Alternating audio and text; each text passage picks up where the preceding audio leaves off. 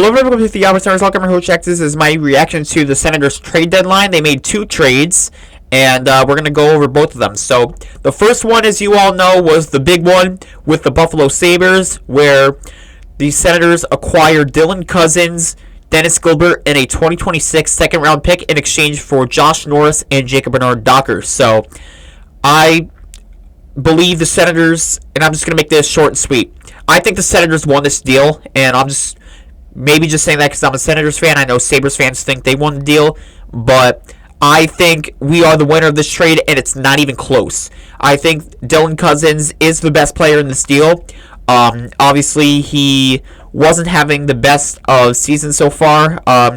With Buffalo, he had 31 points in 61 games, and again, just not what you want from a guy making a little over $7 million, and Josh Norris, you could pretty much say the same thing. He's making pretty much $8 million. He's got 33 points so far. And the problem with him, obviously, as us Senators fans know, is injuries.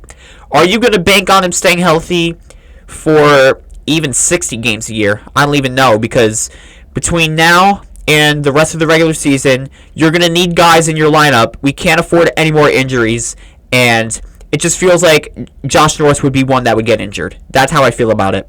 So I know it's going to shake up the locker room, but at the same time, we needed this. I know a lot of Senators fans were like, "Oh, why would we trade Norris?" We need a change. Some of these fans are the same ones that said that we needed change in the room. Some of them were sick and tired of Josh Norris being out of the lineup, making $8 million, not being worth it even. And now all of a sudden, now that he's gone, we're upset about it. So pick a side.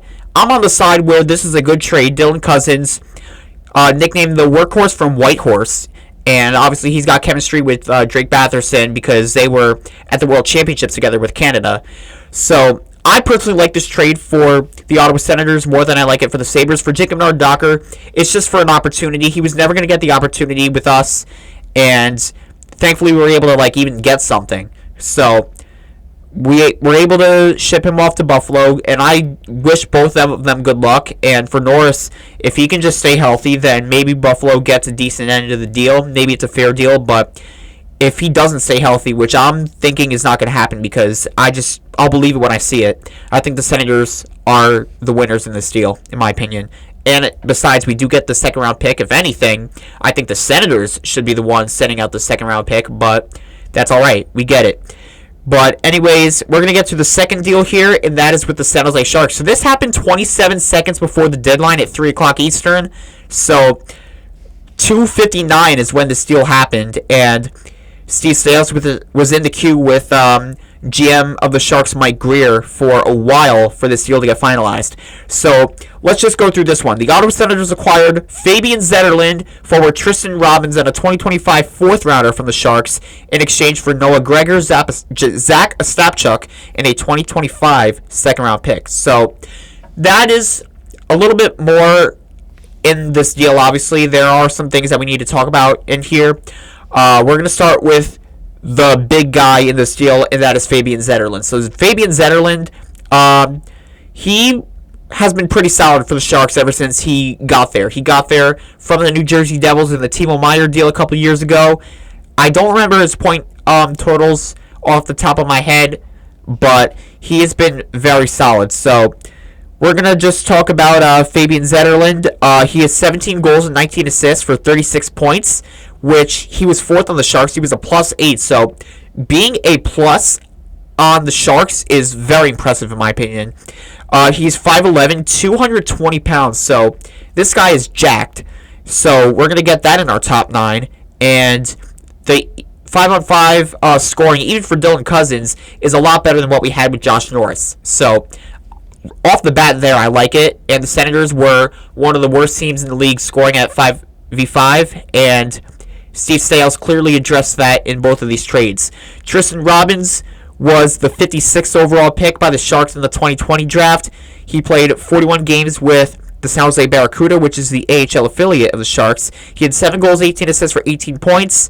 And in 149 career AHL games, he has 74 points, 31 goals, 43 assists. So for the AHL, this is just a depth guy, nothing special. Obviously, Zach Ostapchuk, who was 39th overall in 2021. And ironically, this was one of the picks that the Senators got in the Erik Karlsson trade back in 2018 with the Sharks. So basically, Zach Ostapchuk was part of the Erik Karlsson trade for both sides, if you consider it with a trade tree. So we got the second round pick from the Sharks that year, where we draft Zach Ostapchuk, and then we sent him to the Sharks.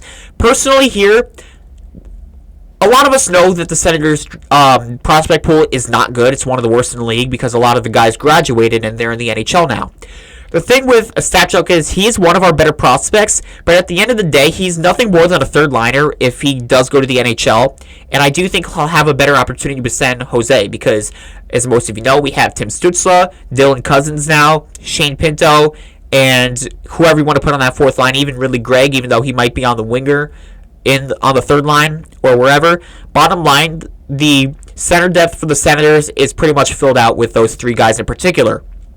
I do think Zach Ostapchuk is a good prospect. I think he will be a solid player for the Sharks. I do think he can make that NHL roster eventually in time, and I wish him the best of luck.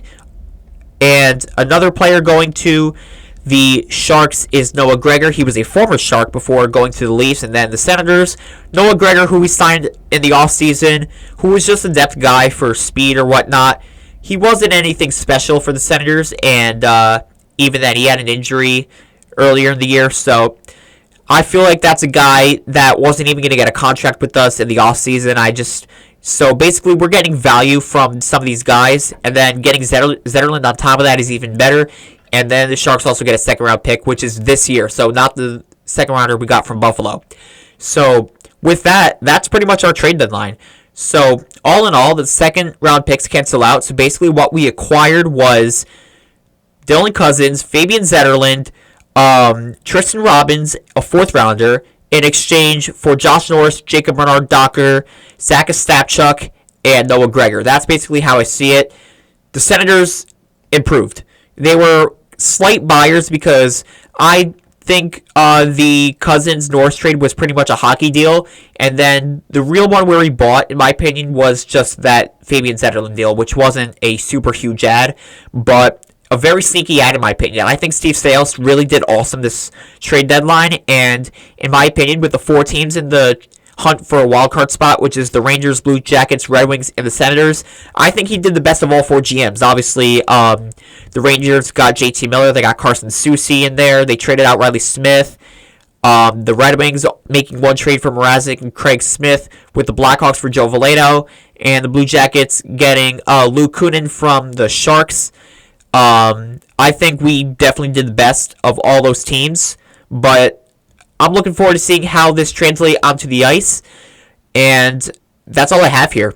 So I know the trade deadline was on Friday, and I'm making this video on Sunday night, so I will give you my Rangers recap at midnight, and the Red Wings preview will be coming out at 1 in the morning, so be on the lookout for all those videos. Comment down below your thoughts on all the trades that the Senators made, and I will see you for the game recap of the Rangers and the preview for the Red Wings game. Anyways, like and subscribe, but for now, this is Jack the Senators. All luck, and go Sens go.